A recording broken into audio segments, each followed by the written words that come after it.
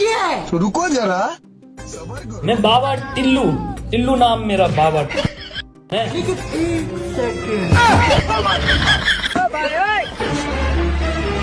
ഇത്രേ ഉള്ളൂ. ആരെങ്കിലുമൊക്കെ തുടങ്ങി വെക്കുന്നു, എന്തോ ഒരു സത്യമുണ്ട് എന്നൊക്കെ വിചാരിച്ചിട്ട് കുറേയധികം ആളുകൾ ഫോളോ ചെയ്യുന്നു. പ്രത്യേകിച്ച് ഒന്നും ഉണ്ടാവില്ല. ഇനി മറ്റൊരു പ്രതീകാത്മകമായിട്ടുള്ള റീല്.